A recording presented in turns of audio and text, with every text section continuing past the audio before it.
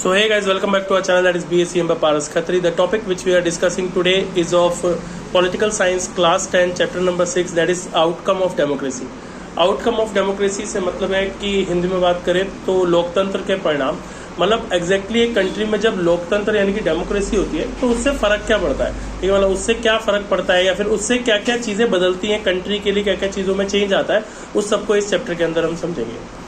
तो सबसे पहले तो डेमोक्रेसी है क्या। तो डेमोक्रेसी एक वो फॉर्म ऑफ गवर्नमेंट है जिसके अंदर लोग चुनते हैं ऐसी एक सिस्टम को जो कि उनके बिहाफ पे जो वो रूल्स बनाता है, गवर्नमेंट चलाता है, पूरे सिस्टम को रन करता है, ठीक है। मतलब हमारे चुने हुए लोग जब गवर्नमेंट में जाकर के और जो वो देश को चलाते हैं तो उसको लोकतंत्र यानी कि डेमोक्रेटिक सिस्टम कहते हैं। अब इस डेमोक्रेसी होने का असर क्या क्या पड़ता है, किन किन एस्पेक्ट्स पे पड़ता है। सबसे पहले तो पॉलिटिकल एस्पेक्ट, ठीक है, पॉलिटिकली क्या असर पड़ता है। तो पॉलिटिकली ये असर पड़ता है कि आप देखिए हमारी जो गवर्नमेंट है वो भी एक रिस्पॉन्सिव गवर्नमेंट है। रिस्पॉन्सिव गवर्नमेंट से मतलब क्या है, आज आप गवर्नमेंट को ट्वीट कर दो, ठीक है, आज आप अपने ट्विटर पे जाओ, गवर्नमेंट को ट्वीट कर दो, जी ऐसे ऐसे मेरे को ये परेशानी है, हमारे स्कूल में ये नहीं हो रहा, वो नहीं हो रहा, ऐसा हो रहा, वैसा हो रहा है। विद इन 24 आवर्स आपको मिनिस्ट्री से किसी ना किसी का रिप्लाई आएगा, गारंटी है इस चीज की, ठीक है। क्यों? क्योंकि रिस्पॉन्सिव गवर्नमेंट है, ठीक है। गवर्नमेंट अपनी रिस्पॉन्सिबिलिटी समझती है और चीजों को रिस्पॉन्ड करती है, क्योंकि उनको पता है कि भाई देखो लोगों ने ही तो हमको चुन के यहाँ तक भेजा है, तो अब संविधान के हिसाब से, कॉन्स्टिट्यूशन के हिसाब से हमारी जिम्मेदारी बनती है कि उनको जवाब देना। दूसरा पॉलिटिकल क्या है, अकाउंटेबल गवर्नमेंट। अब देखो रिस्पॉन्सिव गवर्नमेंट होना और अकाउंटेबल होना में फर्क है। रिस्पॉन्सिव होने का मतलब है कि आपने कुछ पूछा, उन्होंने बताया। अकाउंटेबल का मतलब है कि भैया जवाबदेही है उनकी, ठीक है ना। अगर आज कुछ गड़बड़ होती है किसी के साथ भी देश के अंदर तो आप सवाल कर सकते हो, ठीक है, जवाब मांग सकते हो, ठीक है, जवाब मांग सकते हो किससे, सरकार से, कि ऐसा हुआ तो क्यों हुआ, ठीक है, और सरकार को आपको जवाब देना भी पड़ेगा। जैसे एग्जांपल के लिए आज मान लो कि किसी एक जगह पे कुछ गड़बड़ हो जाए, जैसे मैं आपको बताता हूँ भोपाल गैस ट्रेजेडी हुई थी, ठीक है, भोपाल के अंदर, तो सब लोगों ने वहां की सरकार से क्वेश्चन पूछा कि भाई आपके रहते हुए इतनी बड़ा गैस का जो लीकेज हुई वो हुई तो हुई कैसे।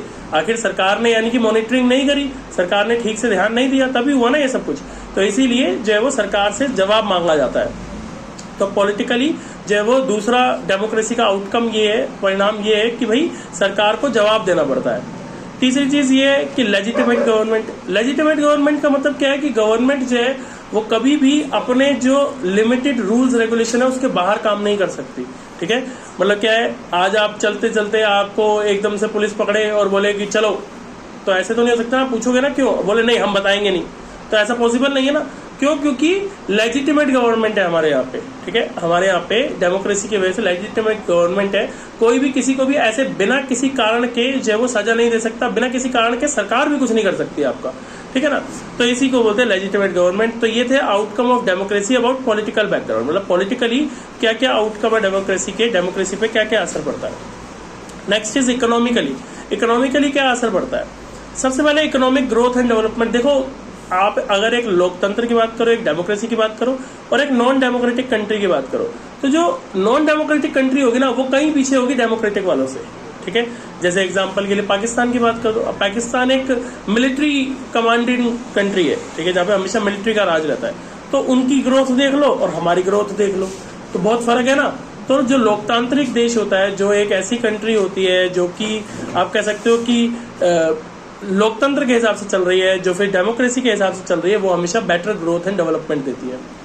Next is inequality and poverty कम होता है, ठीक है। तो डेमोक्रेसी के होने का ये एक बेनिफिट और है कि इनइक्वालिटी कम हो जाती है। क्यों? क्योंकि हमारा जो कॉन्स्टिट्यूशन है वो सभी को इक्वल राइट्स देता है। तो जब सभी को इक्वल राइट्स मिलेंगे तो क्या होगा, इनइक्वालिटी कम हो जाएगी, ठीक है ना। और साथ ही में क्या हो जाएगा, साथ ही में जो पॉवर्टी है वो भी कम हो जाएगी, बहुत कम, गरीबी कम हो जाएगी, कि सबको जब बराबर का सम्मान मिलेगा, बराबर के मौके मिलेंगे काम करने के, सब कुछ करने के, तो अल्टीमेटली जो पॉवर्टी है, गरीबी है, वो भी कई हद तक कम हो जाएगी।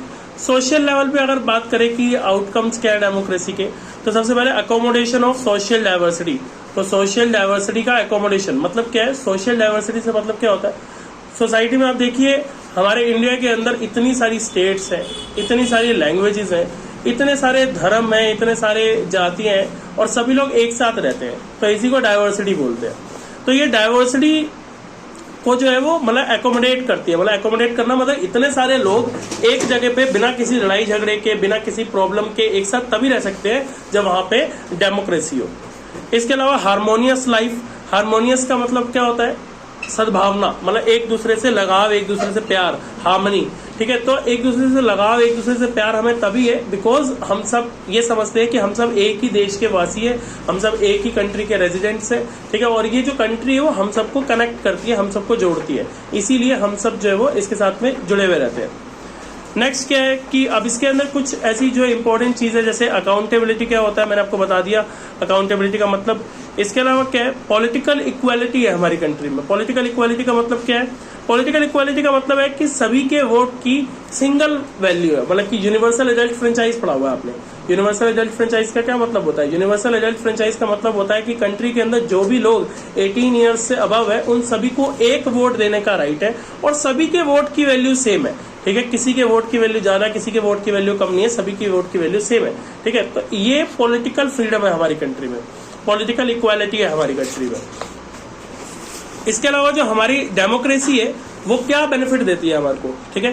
तो सबसे पहले तो इक्वालिटी प्रमोट करती है, फिर उसके अलावा डिग्निटी जो है वो देती है। डिग्निटी का मतलब क्या होता है? सेल्फ रिस्पेक्ट, ठीक है। तो हमारे लोगों को, हमारी कंट्री के जो लोग हैं उनको एक सेल्फ रिस्पेक्ट देती है कि भाई आप अपना कोई लेजिटिमेट काम करो, कोई लीगल काम करो और अपने शान से रहो, ठीक है। कोई आपको कुछ कह नहीं सकता, कोई आपको गलत नहीं कह सकता, कोई आपको डाउनग्रेड नहीं कर सकता, नीचा नहीं दिखा सकता। इसके अलावा improves the quality of decision making. Decision making की क्वालिटी बहुत इम्प्रूव्ड हो जाती है इससे। कैसे इम्प्रूव्ड हो जाती है? क्योंकि देखो सारा जो पावर है, सारी जो ऑथेंटिकेशन है वो तो एक ही व्यक्ति के हाथ में है, सरकार के हाथ में है। तो जब सारी पावर सब कुछ जो है वो एक ही पर्सन के हाथ में, गवर्नमेंट के हाथ में होता है, तो उससे क्या होता है? डिसीजन मेकिंग ईजी हो जाती है, क्योंकि सबको पता है डिसीजन किसने लेना है, आखिरकार गवर्नमेंट ने लेना है ना। तो अगर गवर्नमेंट ने डिसीजन लेना है तो वो क्या होगा? अल्टीमेटली वो एक ही पर्सन के हाथ में जब सारी पावर्स होंगी तो जो है वो इजीली हो पाएगा और बहुत तेजी से डिसीजन लिया जा सकेगा। नेक्स्ट क्या है? Provides a method to resolve conflicts. तो डेमोक्रेसी होने से ये और बेनिफिट होता है कि जो कन्फ्लिक्ट्स होते हैं, कन्फ्लिक्ट्स का मतलब विवाद, कोई भी जो प्रॉब्लम्स होती है वो बहुत इजीली सॉल्व हो सकती है। क्यों? क्योंकि डेमोक्रेसी ने, हमारे कॉन्स्टिट्यूशन ने हमारे को हर चीज का एक इलाज दिया है। कंट्री में ये दिक्कत हो तो ये करो, ये दिक्कत हो तो ये करो, हर चीज का एक इलाज दिया है। तो उस इलाज की वजह से कोई भी काम जो है वो इजीली हो सकता है। इसके अलावा क्या है? Allows room to correct mistakes, ठीक है। तो जो मिस्टेक्स है उसको करेक्ट करने का भी रूम देता है। रूम देने का मतलब क्या है? मतलब हमारा जो कंट्री है, हमारी जो डेमोक्रेसी है वो हमारे को एक बेनिफिट ये देती है कि अगर आपको भी लगे कि यार हमारे कॉन्स्टिट्यूशन में ये चीज ठीक नहीं है, तो हमारे कॉन्स्टिट्यूशन तक को चेंज किया जा सकता है। मतलब कि कुछ भी अगर गलती है तो उसको चेंज करने की, उसको ठीक करने की अभी भी गुंजाइश है। रूम फॉर करेक्ट मिस्टेक का मतलब यही है, गलती सुधारने की गुंजाइश होना, ठीक है। अभी भी अगर कोई गलती आपको दिखती है कि कॉन्स्टिट्यूशन में कमी है, ये चीज गलत है, तो उसको सुधारा जा सकता है, उसको ठीक किया जा सकता है। इलेक्टोरेट का मतलब क्या होता है? तो there is something called as electorate. Electorate या फिर जिसे इलेक्टोरल लिस्ट बोलते हैं, ठीक है। अब ये इलेक्टोरेट या इलेक्टोरल लिस्ट क्या है? जिसके अंदर कंट्री के सभी जो पर्सन है जो कि एलिजिबल है वोट देने के लिए, उनका पूरा डेटा होता है, पूरा ब्यौरा होता है। उसको क्या बोलते हैं? उसे बोलते हैं इलेक्टोरल लिस्ट, ठीक है। तो इलेक्टोरल लिस्ट के अंदर क्या होता है? कंट्री के जितने भी लोग वोट देने के लिए एलिजिबल है, मतलब वो वोट दे सकते हैं, उन सबकी लिस्ट होती है। आसान भाषा में इसे वोटर लिस्ट भी बोलते हैं, ठीक है। सॉवरेनिटी का मतलब क्या होता है?